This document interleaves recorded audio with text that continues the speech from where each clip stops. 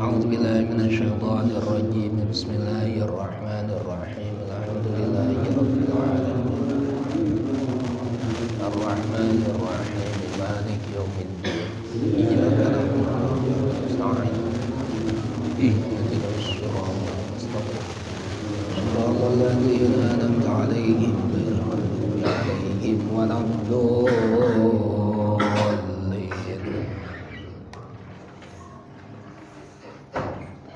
Assalamualaikum warahmatullahi wabarakatuh. Waalaikumsalam warahmatullahi wabarakatuh. Mari sama-sama sebelum kali kita baca Al-Qiyadatul Mu'tamalah.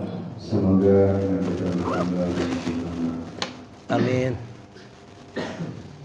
Bismillahirrahmanirrahim. Bismillahirrahmanirrahim. Wa ba'du fa inna walhamdulillahi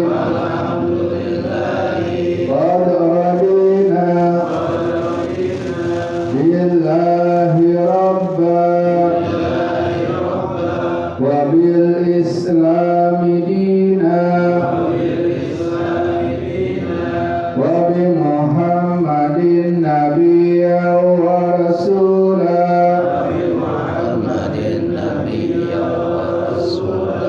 wa bil qur'ani imama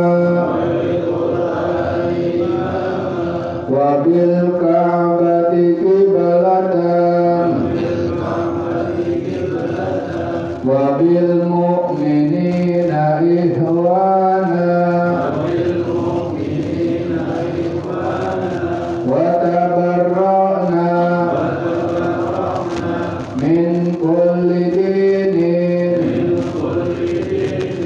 yukhalifu dinal Islam wa amanna bi kulli kitabin anzalahu Allah wa bi kulli rasulin arsalahu Allah wa bi malaikatillah wa bil qadari khairihi wa syarrihi wa bil yaumil akhir wa bi kulli ma jaa bihi Muhammadur Rasulullah sallallahu alaihi wasallam.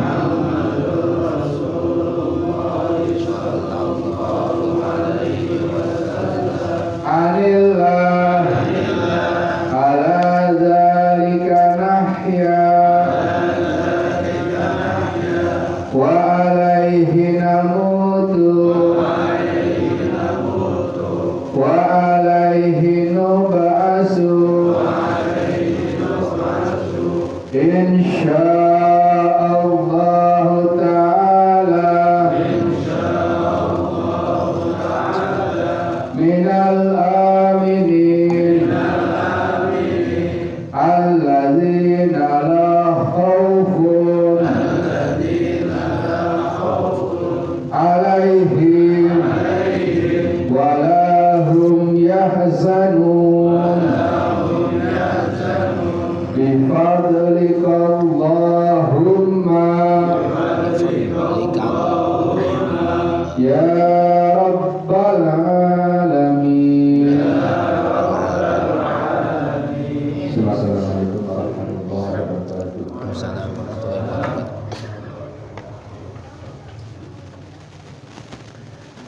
Bismillahirrahmanirrahim. Kita lanjutkan kajian kitab Wasiyatul Mustafa li Aliyin karramallahu wajhah. Sampai mana Pak Haji? Sampai udah itu ya? Iya udah. Ya Ali, idza kabbarta lis sholati. Bismillahirrahmanirrahim. Lanjutannya. Ya Aliyu, wahai Ali, kata Nabi kepada menantu beliau, yaitu Sayyidina Ali. Idza kabbarta lis sholati, ketika kamu mengucapkan takbir Allahu Akbar, takbiratul ihram. Tujuannya takbir itu lis sholati, untuk mengerjakan sholat. Takbir itu kalimat yang sangat sakral, mulia, tinggi, juga sangat agung. Makanya sholat diawali dengan kalimat takbir. Cuma zaman sekarang takbir sudah banyak terdengar di jalanan-jalanan, demo takbir, demo kok takbir. Yang demo orang Islam, yang didemo orang Islam. Ya saut-sautan. Yang demo teriak Allahu Akbar, yang didemo teriak Sami Allahu liman hamidah. Kacau. Takbir itu kalimat yang sangat sakral, mulia, digunakan untuk sesuatu yang mulia. Habis sholat kita baca takbir 33 kali, tasbih 33, alhamdulillah 33. Urutannya tasbih dulu subhanallah subhanallah 33, terus alhamdulillah alhamdulillah alhamdulillah 33, terus Allahu Akbar 33.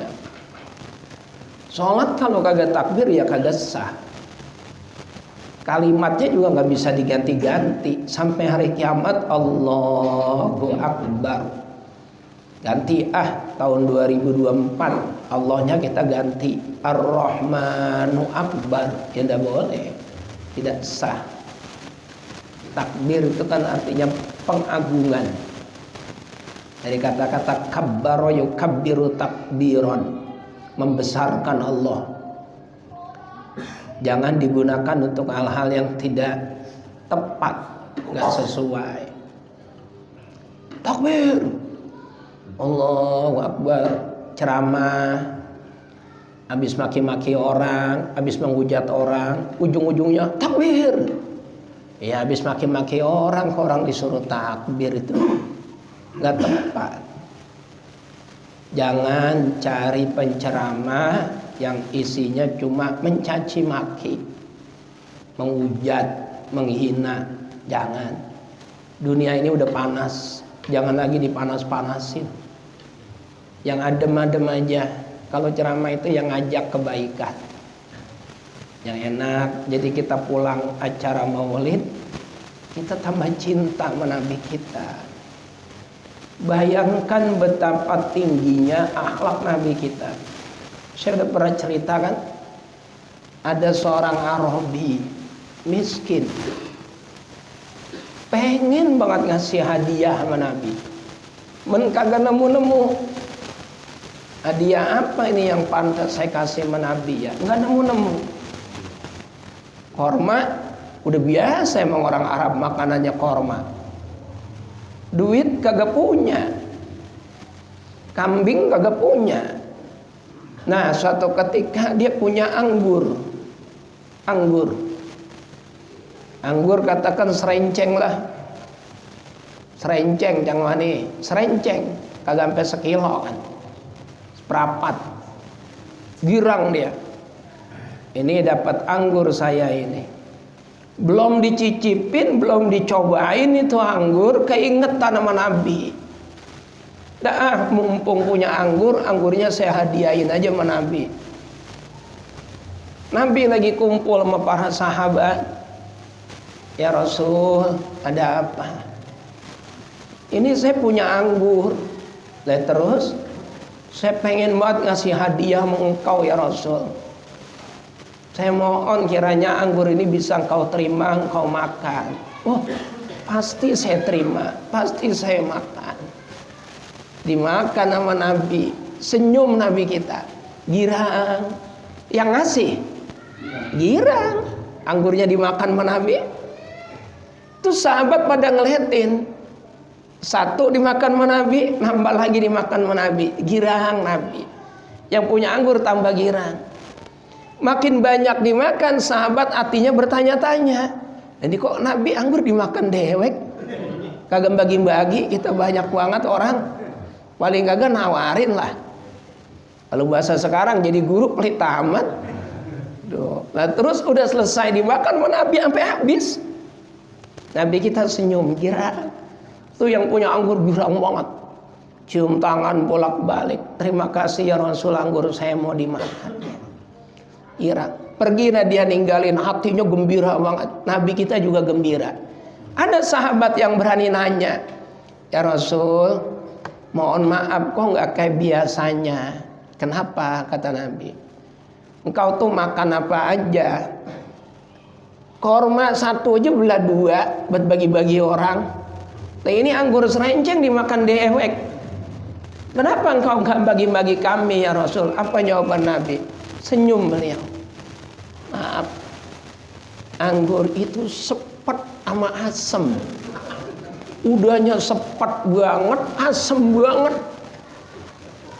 Kalau saya bagi kamu, saya khawatir begitu makan satu mukanya berubah. Nah, yang bagi kecewa atau hatinya merasa kagak enak. Ya Allah, jangan-jangan anggur saya asem, jangan-jangan anggur saya sepet. Kan belum dicobain sama dia, udah langsung dibagi Nabi. Saya takut kamu nggak bisa jaga sikap. Begitu kamu makan, mukanya ya syukur kalau dia cuma begini doang. Kalau yang orangnya beranggasan, digentak dia. Yang bener lah, anggur kayak gini dikasih Nabi, ya kan? Maka orang itu tidak akan bahagia hatinya, malah gelisah, malah sedih, malah merasa bersalah sama Nabi. Makanya tuh anggur serenceng saya makan sendiri, kata Nabi, biar saya senyum, orang itu senyum girang, hatinya biar girang. Itu terangin kalau ceramah. Jadi pulang ceramah Maulid Nabi, kita kebayang betapa indahnya akhlak Nabi. Ntar kita dibagi sama orang, kopi kurang gula, nikmatin aja. Alhamdulillah. Itu alhamdulillah. Ya kalau pengen enak kan di rumah kita nyeduh dewek. Dibikinin sama orang apalah ya kurang sedap, kurang selera. Alhamdulillah. Alhamdulillah. Kiai saya pernah itu dikasih makanan daging. Begitu diterima, nggak sadar beliau, mohon maaf saya lagi nggak makan daging. Yang punya rumah kepikiran nggak apa tahu. Kepikiran, ya Allah saya merasa salah banget. Orang kiai kagak makan daging, saya kasih daging. Padahal dia kagak tahu. Nah mulai saat itu beliau dikasih apa aja nerima. Dikasih daging terima, girang gitu. Ntar mah nyicipin dikit banget, terus dikasih anaknya suruh ngabisin. Tuh, tidak menampakkan ketidaksukaan atas pemberian orang. Ngikutin Rasulullah. Lah dikasih anggur serenceng. Nah, kalau kita pura-pura begitu besok kan mencret. Emang anggur asam. Sama juga kita dikasih jeruk apa namanya, belimbing sayur. Masa kita mau pura-pura manis? Paling begitu mulut kita, ngeces. Nah, cuman yang kita pikir betapa tingginya akhlak Rasulullah. Ini ceramah Maulid isinya maki-maki orang, menghujat orang. Ya, yang pulang bukannya berakhlak kayak Nabi, malah makin jadi-jadi. Nah, demo, takbir, sono kemari, nggak usah diikutin yang kayak gitu, yang adem-adem aja. Jadi pribadi yang berakhlak, yang berakhlak. Akhlak itu mahal. Innama bu'istu liutammima makarimal akhlak. Mahal. Orang kalau berakhlak kagak bakal ditanya orang kaya apa kagak, pinter apa kagak. Pasti orang seneng. Kalau orang akhlaknya tinggi, udah pasti orang seneng. Tapi kalau nggak punya moral, nggak punya akhlak, mau anaknya siapa kayak, mau kayanya kayak apa juga, nggak bakalan orang simpati. Paling di depan doang manggut-manggut karena takut, di belakang nyumpahin nggak karu-karuan, pasti. Jadi kita ya alhamdulillah anak-anak kita itu kita tanamkan akhlak nomor 1. Bagaimana bersikap sama orang tua, bagaimana bersikap sama teman, bagaimana bersikap sama guru, terutama sama orang tua. Alhamdulillah akhlaknya udah bagus-bagus ya, alhamdulillah. Banyak sekali perubahannya. Alhamdulillah, paling penting itu. Ya Ali wa ya Ali, idza kabbarta tatkala kamu takbir li Ali, takbirnya li sholati untuk mengerjakan sholat. Fafarij maka lebarkanlah. Kalau orang Jawa ngartiinnya fafarij mongko benggakono sapa sira. Asabiaka ing pira-pira jari-jarine tanganmu. Lebarkanlah jari tanganmu. Lebarin, jangan kekuatan lebar sedengan aja. Nah, ditakbir, jangan rapet, lebar sedikit aja lebarnya. Terus warfa dan angkatlah yadaika, kedua tanganmu diangkat. Hadzwa mangkibaika. Al-Imam An-Nawawi di dalam kitab Al-Minhaj yang mensyarahi kitab Sahih Muslim.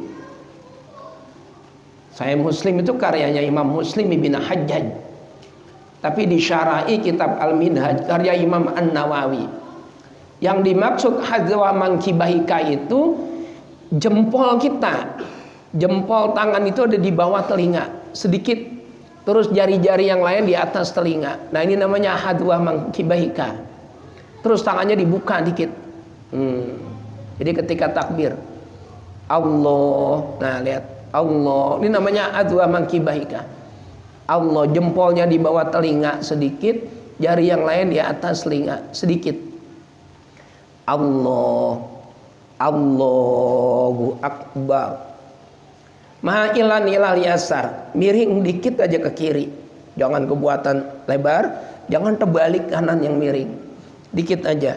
Kenapa? Li'anal qalb ma'allahu fil yasar, karena hati kita adanya di sebelah kiri, jantung kita ada di sebelah kiri. Kalau dada nyesek sebelah kanan nggak usah khawatir, tapi kalau dada nyesek sebelah kiri, nah hati-hati itu jantungan. Nah di sebelah kiri dikit. Itu hadzwa mangkibaika. Cuma maaf, ribu maaf, banyak orang yang salah mengartikan hadzwa mangkibaika. Akhirnya takbirnya begini. Tuh. Allah disampaikan ke pundak. Allahu Akbar. Nah, terus di sini. Banyak kan yang kayak gitu ya? Ya, yang orang-orang sedikit berbeda pahamnya sama kita. Kalau bahasa sekarang itu ya Salafi Wahabi itu. Nah itu tidak tepat. Yang tepat kita ngikutin Imam Nawawi. Di atas pundak, di bawah telinga jempolnya, jari-jari yang lain di atas telinga sedikit saja. Ntar saya praktekin. Wa idza kabbarta, dan tatkala engkau takbir li ali fadha yaminaka ala shimalika, tangan kananmu berada di atas tangan kirimu. Tahta surratika, di atas pusarmu. Wa idza raka'ta, dan tatkala engkau ruku ali fadha, maka letakkanlah yadaika, kedua tanganmu, ala rukbatika, di atas lututmu. Kalau ruku tangannya ditaruh di atas lutut, dengkul. Wa farij, dan lebarkanlah sedikit tanganmu di atas dengkul. Wa farij baina as-sabi'aka, dan lebarkan sedikit jari-jari tanganmu di atas dengkul. Gini, praktekin. Nah, ini penting. Nah, ini kaki itu biqadri shibrin, selalu biqadri shibrin. Biqadri shibrin itu sekadar 1 jengkal. Nah, kalau udah biasa pasti pas. Jangan kelebaran. Kenapa? Yang nyumbang masjid bukan lu doang. Jadi jangan monopoli. Nah, 1 jengkal. Ini yang nerangin ini Imam Nawawi di kitab Al-Minhaj. Terus an-nazar ila mahali sujud, matanya ngelihat ke tempat sujud. Jangan lihat cecek kawin, yang mana? Lihatnya ke tempat sujud. Nah, terus siap. Nah, ini namanya melebarkan sedikit jarinya, adwa mangkibaika, di atas pundakmu, jempol di bawah telinga, jari-jari yang lain di atas telinga. Takbir, tetap matanya ke mahali sujud. Allahu Akbar. Nah, Allahu Akbar, lebar, jangan rapat, jangan juga begini. Nah, tapi lebar, dikit aja lebarnya. Mata ke tempat sujud, kaki sejengkal. Allahu Akbar, bareng. Allahu Akbar, bar, selesai tangan nyampe. Tahta sodar wa fawqa surah, di bawah dada, di atas pusar. Ini dada kita, ini pusar kita. Nah, di atas pusar, di bawah dada. Ini madhab yang paling kuat. Kalau Ali madhabnya di bawah. Ma'ilan ilal yasar, sedikit miring ke kiri. Mata tetap ke tempat sujud. Ini 1 kita lepas. Isyarat bahwa kita nyembah Tuhan yang 1. Ini 1. Nah, ini terus lihatnya ke tempat sujud, jangan tempat lain. Tempat sujud. Jangan terbalik kanan, jangan juga kelebaran, nanti ganggu orang. Nah, dikit aja ma'ilan ilal yasar. Matanya terus ngeliat ke tempat sujud. Nah, ini yang disebut dengan idza kabbarta, ketika engkau takbir ali li sholati, untuk mengerjakan sholat. Irfa yadaika hadwa mangkibaika, maka angkatlah kedua tanganmu sampai dengan hadwa mangkibaika. Ini dia. Pundak di atas sedikit, di bawah telinga, yang lain di atas. Terus warfa yadaika asobiaka, ini lebarin dikit jari-jarinya. Ntar ketika ruku sama Allahu Akbar, ini dilebarin, taruh di atas lutut. Ala rukbatika, dilebarin. Ini ditekuk dikit laki-laki. Ka'anna usab'anun wahidah, kayak papan yang satu papan lurus. Matanya tetap ke tempat sujud. Nah, ini taruh di atas lutut, ini dilebarin dikit. Jangan gegem, jangan di bawah. Jangan seperti kuda, jangan seperti keledai. Tidak sah, karena ini bukan ruku. Bukan.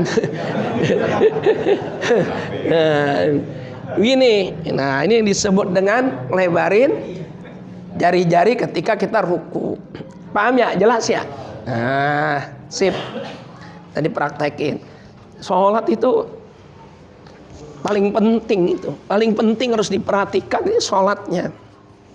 Sholatnya udah bener, yang lain dinilai benar. Kemudian selesai, lanjutannya lagi. Ya Ali, wahai Ali, aspir bis subhi wa sholli al maghriba ba'da ghiyabis syamsi bi qadri halbi syatin fa inna dzalika min khisalil anbiya'i alaihimus salatu wassalam.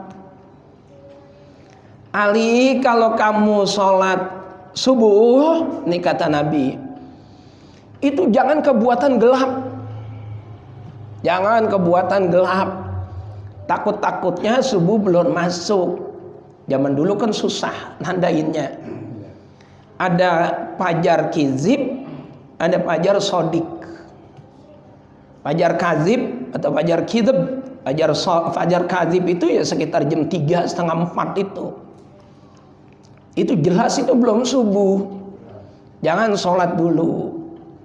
Ntar tungguin sampai benar-benar datang fajar sodik. Udah rada terangan dikit.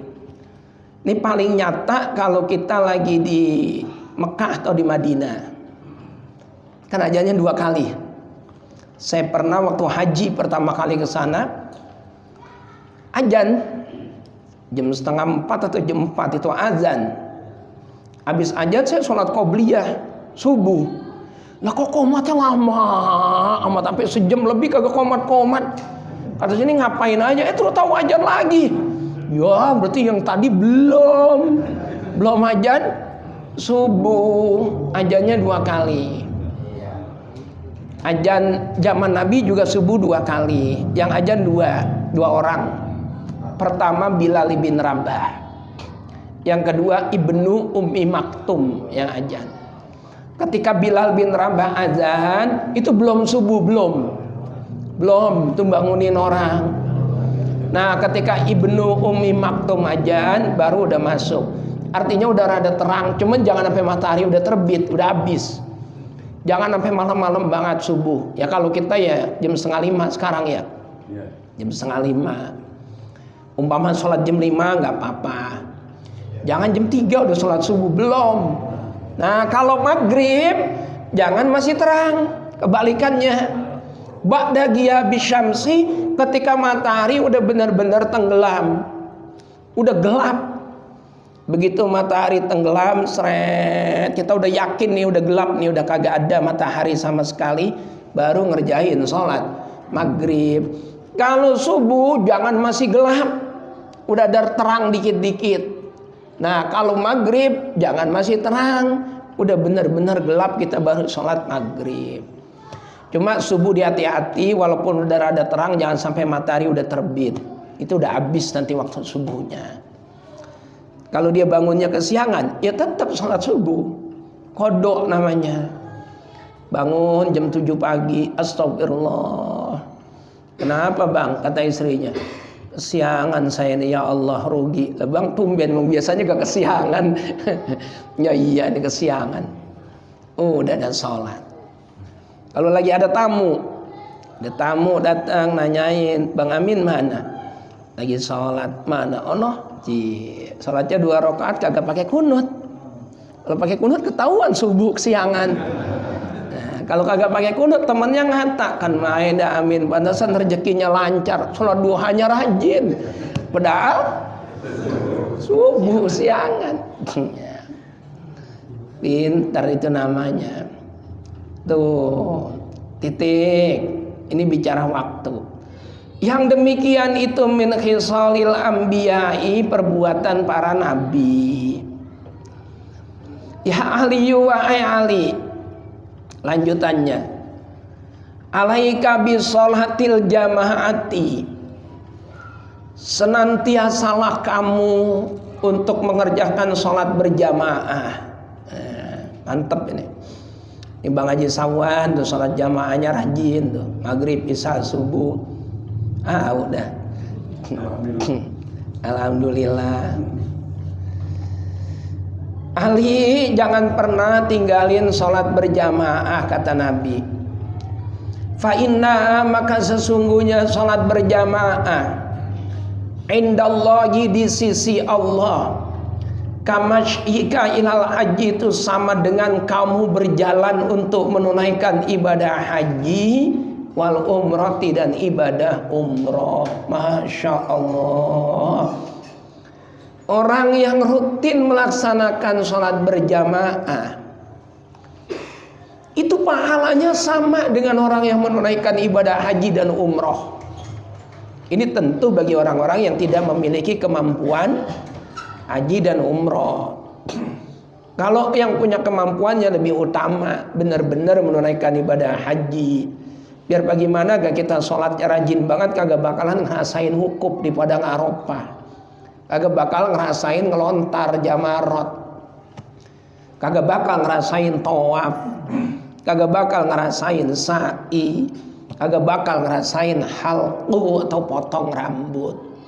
Sholat doang, tapi dia dapat pahala seperti orang haji dan umroh. Miskin, Jangankan buat haji saya Pak Ustadz, buat makan juga susah nemunya. Dah, sholat jamaah yang rajin. Nanti pahala jamaahnya dijadikan Allah sama dengan orang haji dan umroh. Allah tuh sayang banget sama kita. Sayang kayak kemarin kita korban, yang mampu pada korban. Di hati yang miskin jangan kecil, jangan sedih. Ya Allah, tiap tahun saya nanggapin daging doang. Pengen saya korban ya Allah, pengen banget. Cuman sampai detik ini emang duitnya belum ada, belum mampu saya ya Allah. Jangan kecil hati. Orang miskin, orang yang betul-betul tidak mampu berkorban, itu sudah dikorban sama Nabi. Nabi potong kambing 2. Yang satu diniatin, Allahumma hadhihi minka wa ilaika fataqabbalha min Muhammad wa min ali Muhammad. Ya Allah, ini kambing datangnya dari Engkau dan akan kembali kepada Engkau. Maka terimalah korban kambing ini dari Muhammad dan untuk keluarga Muhammad. Kambing 1. Kambing kedua dipotong lagi sama Nabi. Allahumma azihi minka wa ilaika fataqabbalha min Muhammad wa min ummati Muhammad. Ya Allah, ini kambing datangnya dari Engkau, kembali juga bakal kepada Engkau. Maka terimalah korban kambing ini ya Allah dari Muhammad dan umatnya Muhammad. Itu ulama kemudian istimbat, menarik kesimpulan hukum. Yang fakir, miskin, yang susah, yang kagak pernah korban seumur hidup. Kata ulama, jangan bersedih. Kata para ulama, jangan berduka, jangan gusar. Kalian telah dikorban oleh manusia yang paling mulia, oleh kekasih Allah yang tercinta, yaitu junjungan kita Nabi Muhammad. Udah dikorban yang miskin-miskin, jangan kecil hati. Tuh, jangan pura-pura miskin. Bis dapat gusuran sutet pura-pura miskin. Iya, Allahu Akbar. Korban. Berapa duit sih korban? 3 juta kambing udah dapat. Ya kalau pengen rada gedean dikit tambahin 3,5 juta. Tuh. Orang yang punya kemampuan berkorban tapi tidak mau berkorban, itu ada ancamannya.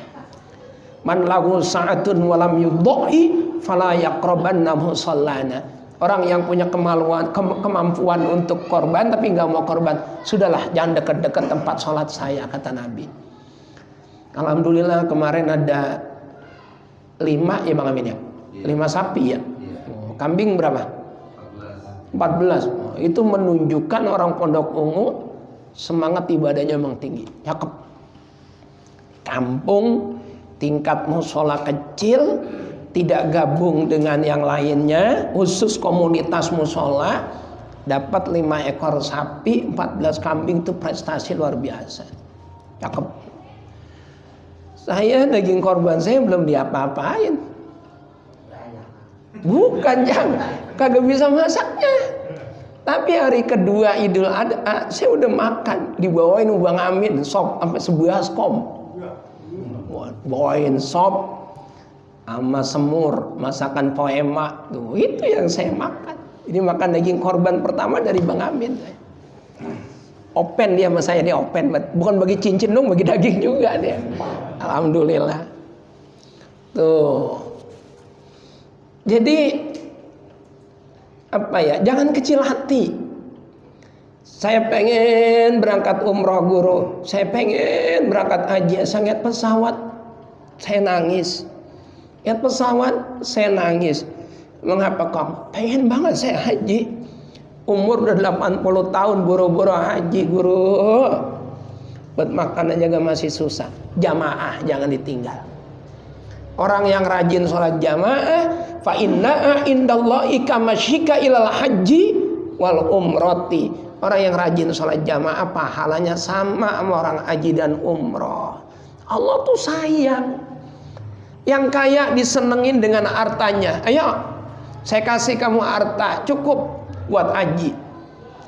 Ayo, saya kasih harta kamu cukup buat umroh, tiket pesawat, buat ratib, beli oleh-oleh, cukup. maka hartanya bermanfaat. Yang kagak punya harta dijanjiin sama Nabi, kamu sholat jamaah aja yang rajin. Sholat jamaahmu sama pahalanya sama yang haji sama yang umroh. Bagaimana Allah kagak adil? Dulu orang Madinah pernah protes sama Nabi. Protesnya protes cemburu, bukan protes marah. Ya Rasul, ada apa? Orang Mekah enak. Kenapa Mekah enak kata Nabi? Ya enaklah, tiap hari bisa umroh, tawaf ngelilingin Ka'bah, sa'i antara Safa Marwah. Kami orang Madinah bagaimana caranya umroh? Mau jalan jauh 490 km, naik onta. Kalau yang kaya naik kuda, kalau yang kagak punya onta, kagak punya kuda, jalan kaki ya Rasul. Panas-panas banget, dingin-dingin banget. Karena Nabi itu sangat sayang sama umatnya. Udah kamu nggak usah umroh ke Mekah. Terus bagaimana ya Rasulullah? Sholat sunnah di Masjid Kuba 2 rakaat pahalanya sama dengan umroh. Itu kata Nabi.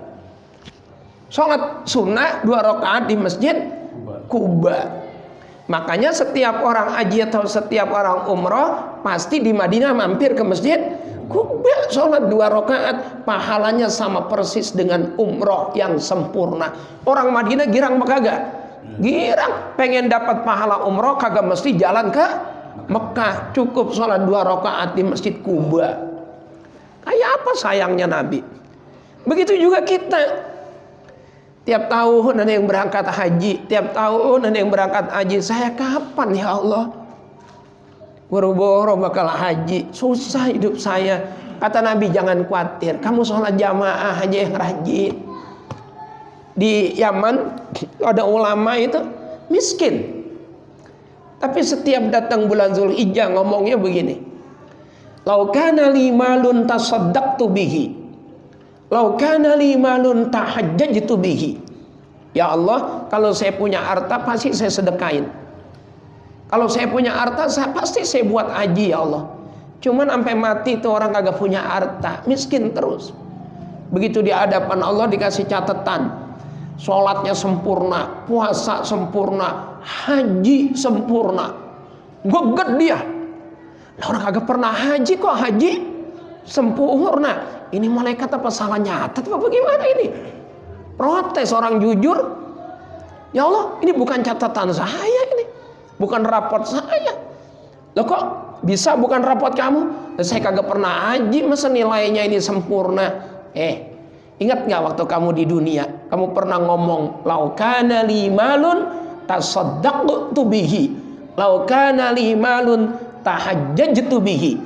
Ya Allah, kalau saya punya harta pasti saya sedekain. Kalau saya punya harta pasti saya bakal haji. Dan memang tidak aku kasih kamu sampai mati punya harta, maka niatmu pengen haji, saya catat dengan haji yang sempurna. Tuh, jangan kecil hati. Tuhan kita tuh maha pengasih, maha penyayang. Tuhan kita maha baik.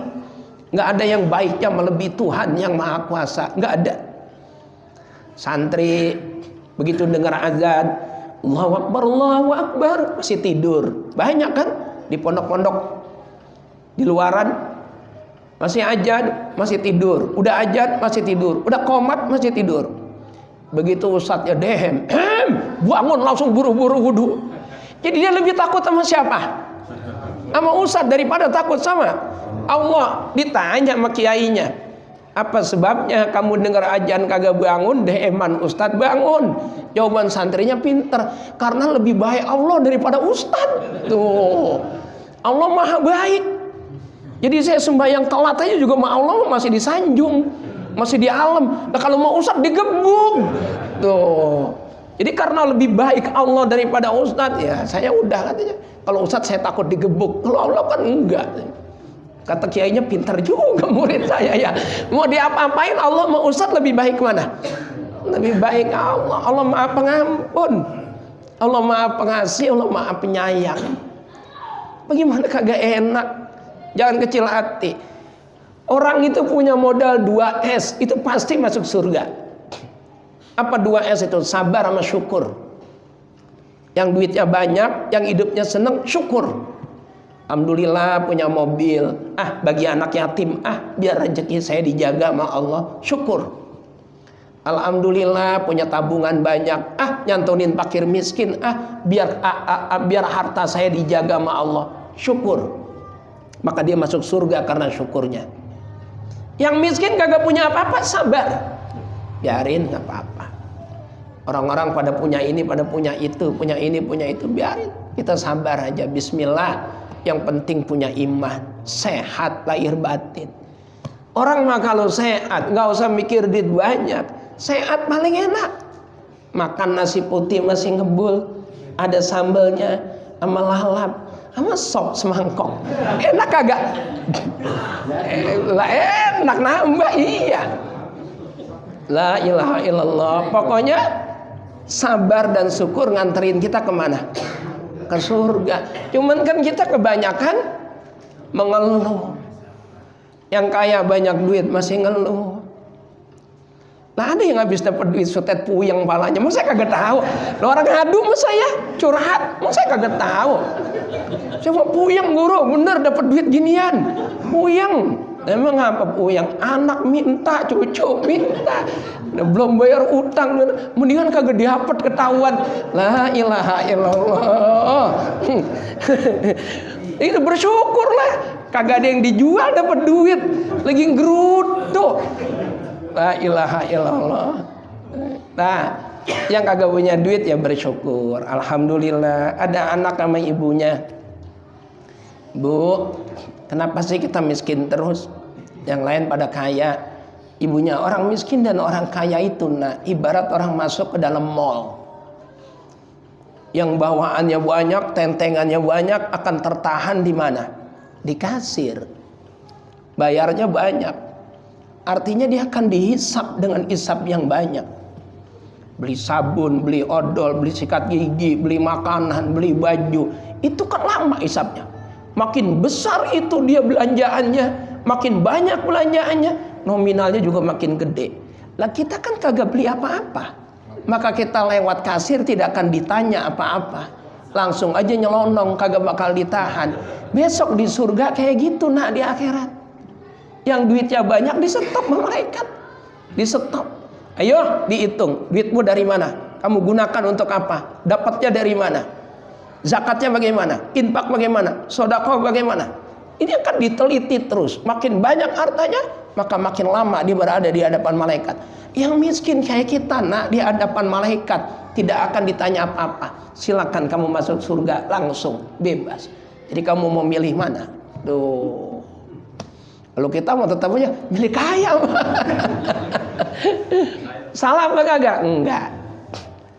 Boleh jadi orang kaya? Boleh banget. Boleh. Ma'asanad dina wa dunya izajtama'a wa aqbahal kufra wal iflasa birrajuli. Tidak ada yang lebih indah, nggak ada yang lebih enak dibanding orang udah duitnya banyak, hartanya banyak, ibadahnya tekun, agamanya cakep. Ini yang disebut atina fid dunya hasanah wa fil akhirati hasanah. Boleh. Zakat, infak, sedekah lancar, yatim, fakir miskin dikasih. Mulia dunia akhirat. Ada ulama yang kaya. Wah, Abu Hasan Asyadzili nggak ada yang nandingin kayanya. Bajunya itu baju paling mahal. Kendaraannya kendaraan yang paling mahal. Kuda aja ada puluhan. Punya kusir sendiri zaman dulu. Tongkatnya tongkat yang mahal, luar biasa. Ada yang mengkritik ulama kekedunyan, cinta dunia, semuanya mewah, bajunya, tongkatnya, kendaraannya, segalanya serba mewah. Di mana letak ulamanya? Dia tersenyum. Kamu gak tahu baju saya ini berbicara? Apa kata baju saya? Ayuhan nas inni ghaniyun fala tarhamuni. Wahai para manusia, lihatlah saya ini orang kaya, maka nggak perlu kamu mengasihani saya. Nggak perlu kamu ngasihani saya. Saya ceramah, saya ngajar, saya dakwah, tak perlulah kamu amplopin. Nggak perlu kamu pikirin itu, karena saya udah kaya. Tuh, mulia. Nah, ustadznya masih susah nerima amplop. Kan gitu. Nah itu Abu Hasan Asyadzili. Ya Pak Haji. Masalah sholat ya. Tadi mengatakan takbiratul ihram angkat tangan. Betul. Ada salah satu terutama jamaah semenjak dia angkat tangan sekali itu aja nggak pernah angkat tangan lagi sampai tidak Angkat tangan. Kan angkat tangan. Setelah duduk awal angkat tangan. Angkat tangan. Kan ada 4. Betul ada 4. Betul. Cuma sekali angkat tangan itu gimana? Bagus. Betul banget Pak Haji. Bahwa ngangkat tangan itu disunahkan ada 4. Pertama takbiratul ihram, kedua kita mau ruku, ketiga kita i'tidal, yang keempat bangun dari tahiyat awal. Cuma ngangkat tangan itu sunnah hayat. Arti kata sunnah hayat kalau dikerjakan berpahala, tidak dikerjakan tidak berdosa, dan tidak perlu diganti sujud sahwi. Kalau imamnya tidak ngangkat tangan, makmumnya ngangkat tangan, tidak apa-apa, boleh. Karena itu ikhtilaf yang ghairu fahisyah, perbedaan yang tidak buruk.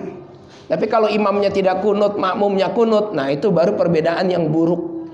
Atau imamnya kunut, makmumnya kagak mau kunut, nah itu baru perbedaan yang buruk. Tapi kalau imam kagak ngangkat tangan, makmumnya ngangkat tangan, itu tidak apa-apa.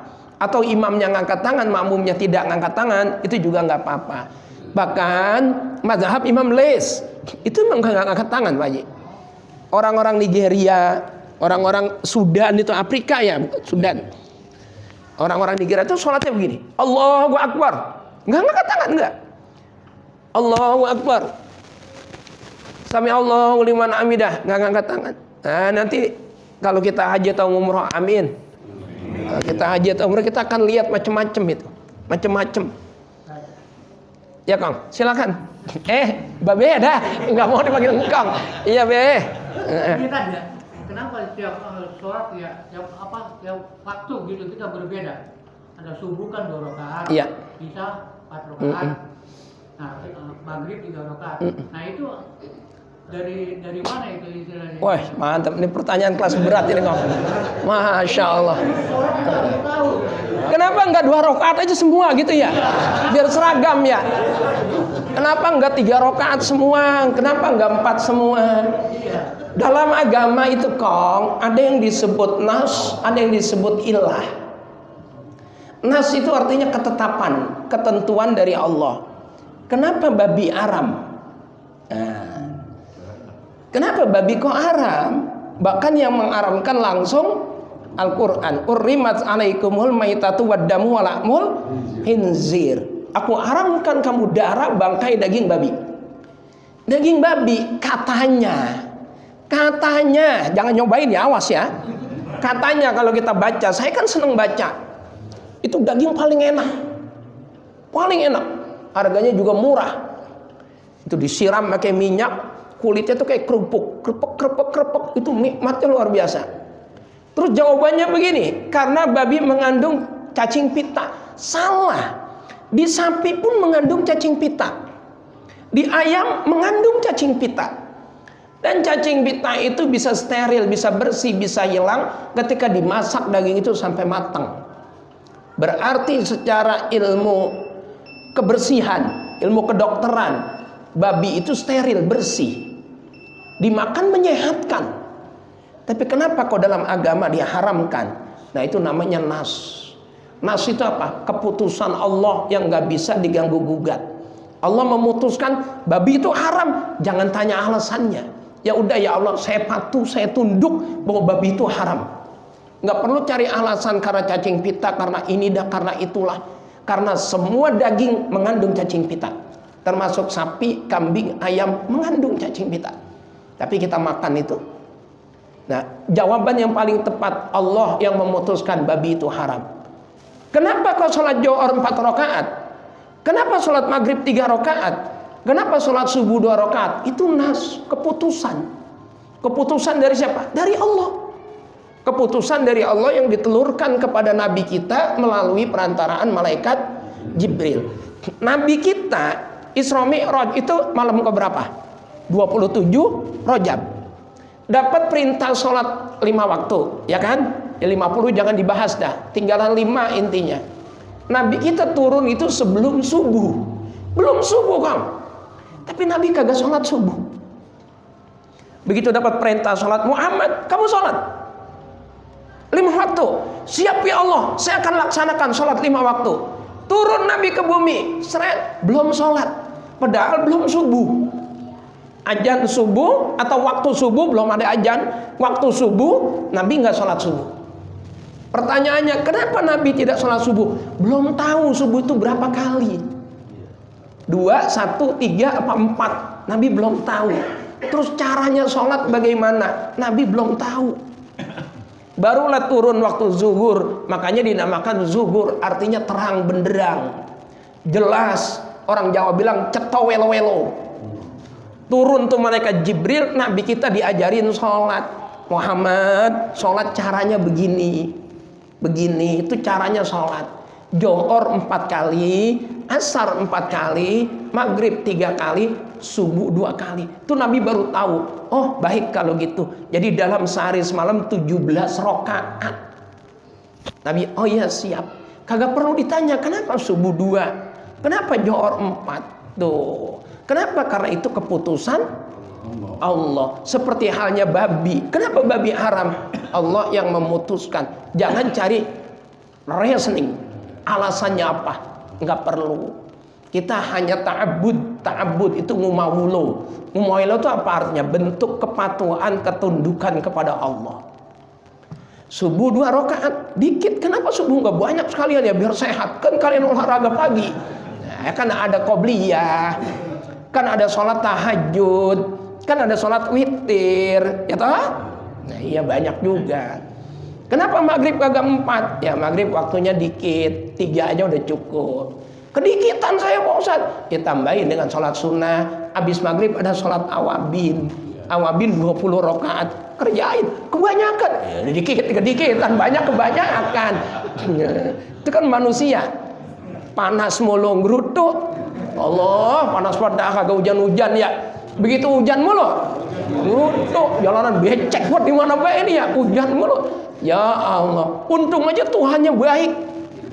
Tuhan baik, Tuhan maha penyabar, as-sabur, yang sabarnya kagak terbatas. Kalau saya jadi Tuhan, dikasih panas gerutuk, dikasih hujan gerutuk, gue becek juga nih hamba kayak gini. Tuh, untuk Tuhan kita sangat penyabar, sangat baik. Jadi gitu ya, Beh. Iya. Iya, ini pertanyaan tingkat tinggi.